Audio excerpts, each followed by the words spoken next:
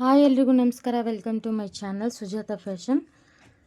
ಇವತ್ತಿನ ವಿಡಿಯೋದಲ್ಲಿ ಈ ರೀತಿ ಕಟ್ ವರ್ಕ್ ಬಂದಿರೋ ಬ್ಲೌಸ್ನ ಯಾವ ರೀತಿ ನಾವು ಸ್ಲೀವ್ಸ್ನ ಸ್ಟಿಚ್ ಮಾಡೋದು ಅಂತ ನೋಡೋಣ.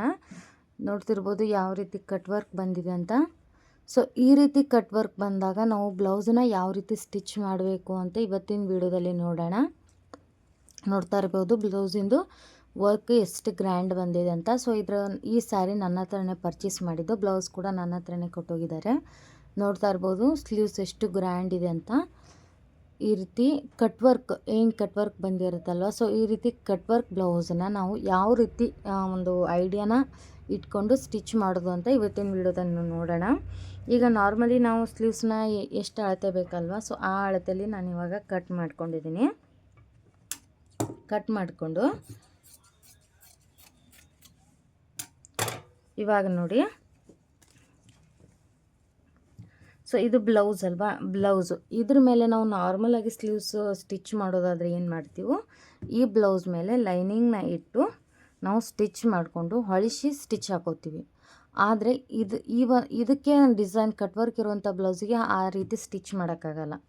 ಇಲ್ಲಪ್ಪ ನಾವು ಕಟ್ ವರ್ಕ್ ಸೇಮ್ ಇದೇ ರೀತಿ ಕಟ್ ವರ್ಕ್ನ ಹಿಂಗೆ ಸ್ಟಿಚ್ ಮಾಡ್ತೀವಿ ಅಂದರೂ ನಮಗೆ ಕಟ್ ವರ್ಕ್ ಮುಂದೆ ಬಟ್ಟೆ ಇಲ್ಲ, ಕಟ್ ವರ್ಕ್ ಮುಂದೆ ಕೂಡ ಬಟ್ಟೆ ಕೊಟ್ಟಿಲ್ಲ ಅವ್ರು ನಮಗೆ. ನಾವು ಇಲ್ಲಿನ ಸ್ಟಿಚ್ ಮಾಡೋಕೆ ಹೋದರೆ ಈ ಡಿಸೈನು ಕಟ್ ವರ್ಕೇ ಹೋಗಿಬಿಡತ್ತೆ, ಚೆನ್ನಾಗಿ ಕಾಣಲ್ಲ ಅವಾಗ. ಸೊ ಈ ರೀತಿ ಕಟ್ ವರ್ಕು ಬೇಕು ನಮಗೆ, ಹಾಗೆ ನಾವು ಡಿಸೈನು ಇಟ್ಕೋಬೇಕು, ಸ್ಟಿಚ್ಚು ಮಾಡಬೇಕು ಅಂದಾಗ ನಾವು ಈ ರೀತಿ ಸ್ಟಿಚ್ ಮಾಡೋಕ್ಕಾಗಲ್ಲ. ಈ ರೀತಿ ಸ್ಟಿಚ್ ಮಾಡೋಕ್ಕಾಗಲ್ಲ. ಆವಾಗ ಏನು ಮಾಡಬೇಕು ನಾವು, ಈ ಲೈನಿಂಗ್ನ ನೋಡಿ ಈ ರೀತಿ ಎರಡೂ ಕೂಡ ಈ ರೀತಿ ಆಪೋಸಿಟಲ್ಲಿ ಇಟ್ಕೊಂಡು ಈ ಒಂದು ಮೇನ್ ಕ್ಲಾತ್ನ ಇದ್ರ ಮೇಲೆ ಈ ರೀತಿ ಇಡಬೇಕು. ಒಂದು ಅರ್ಧ ಇಂಚಿಗೆ ನೋಡಿ ಈ ರೀತಿ ಒಂದು ಅರ್ಧ ಇಂಚಿಗೆ ಇಟ್ಟು, ಅರ್ಧ ಇಂಚ್ ಬಿಟ್ಟು ಬಟ್ಟೆನ ಇಟ್ಟು ಈ ರೀತಿ ಮೇನ್ ಕ್ಲಾತ್ನ ಇಟ್ಟು ಇವಾಗ ನಾವು ಸ್ಟಿಚ್ ಮಾಡ್ಕೋಬೇಕು. ಈ ರೀತಿ ಇಟ್ಕೊಂಡು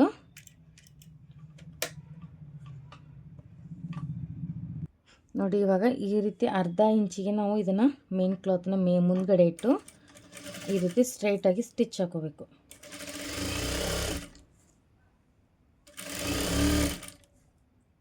ನೋಡ್ಕೊಂಡು ಸ್ಟಿಚ್ ಮಾಡಿ. ಅರ್ಧ ಇಂಚಿಗೆ ಬಟ್ಟೆ ಜಾಸ್ತಿ ಒಳಗಡೆ ಸ್ಟಿಚ್ ಮಾಡೋಕ್ಕೆ ಹೋಗಬೇಡಿ.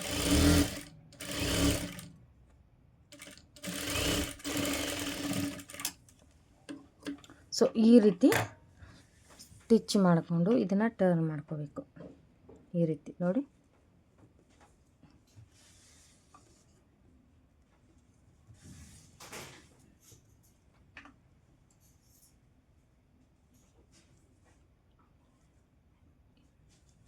ಈ ರೀತಿ ಟರ್ನ್ ಮಾಡ್ಕೋಬೇಕು. ಸೊ ಇದನ್ನು ನೋಡಿ ಈ ರೀತಿ ನಮ್ಮದು ಒಳಗಡೆ ಆಗುತ್ತೆ ಇದು ಬಟ್ಟೆ. ಇದು ಕಟ್ ವರ್ಕು ಹೇಗಿದೆಯೋ ಹಾಗೆ ಸಿಗುತ್ತೆ ನಮಗೆ. ಇವಾಗ ನಾವು ಕಂಪ್ಲೀಟಾಗಿ ಇದನ್ನು ಸ್ಟಿಚ್ ಮಾಡ್ಕೋಬೇಕು.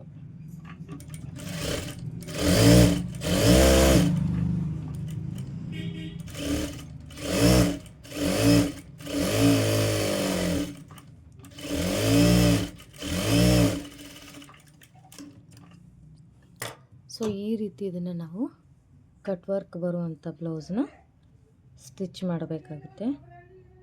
ಸೊ ನೋಡಿ ಈ ರೀತಿ ಕಟ್ ವರ್ಕ್ ಬ್ಲೌಸ್ಗಳನ್ನ ನಾವು ಸ್ಟಿಚ್ ಮಾಡಬೇಕಾಗುತ್ತೆ. ಸೊ ಗೊತ್ತಾಯ್ತಲ್ವ ಯಾವ ರೀತಿ ಅಂತ. ಈ ರೀತಿ ಕಟ್ ವರ್ಕ್ ನೋಡಿ, ಈ ರೀತಿ ಕಟ್ ವರ್ಕು ಎಷ್ಟು ಫಿನಿಶಿಂಗಾಗಿ ಕೂತ್ಕೊಳ್ತು ನೋಡಿ. ನೋಡಿ ನಿಮಗೆ ಎಷ್ಟು ಚೆನ್ನಾಗಿ ಕಟ್ ವರ್ಕ್ ಅನ್ನೋದು ಕಾಣಿಸ್ತಾ ಇದೆ. ಸೊ ಅರ್ಥ ಆಯ್ತಾ ಅಲ್ವಾ? ಇದೇ ರೀತಿ ಇನ್ನೊಂದು ಸ್ಲೀವ್ಸ್ನು ಸ್ಟಿಚ್ ಮಾಡ್ಕೊಳ್ಳೋಣ. ಇದನ್ನು ಕೂಡ ಅದೇ ರೀತಿನೇ ಸ್ಟಿಚ್ ಮಾಡ್ಕೋಬೇಕು. ಇದನ್ನು ಈ ರೀತಿ ಅರ್ಧ ಇಂಚಿಗಿಟ್ಟು ಸ್ಟಿಚ್ ಮಾಡ್ಕೋಬೇಕು.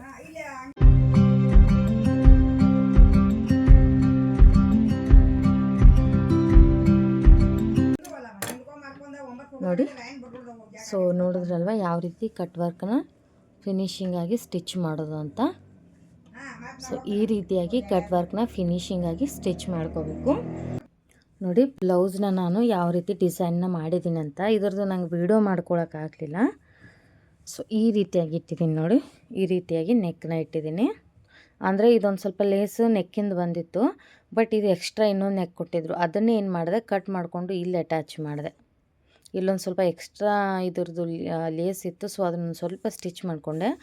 ಐರನ್ ಮಾಡಿದ್ರೆ ಕರೆಕ್ಟ್ ಆಗುತ್ತೆ. ಈ ರೀತಿ ನೀಟಾಗಿ ಐರನ್ ಮಾಡಿದ್ರೆ ಏನು ಬಿಚ್ಚಿದಂಥ ಸ್ಟಿಚ್ಚು ಹೋಗಿಬಿಡತ್ತೆ.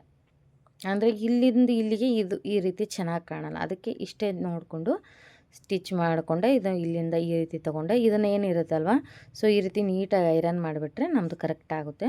ಸೊ ಈ ರೀತಿನ ನಾನು ನೆಕ್ನ ಇಟ್ಕೊಂಡಿದ್ದೀನಿ.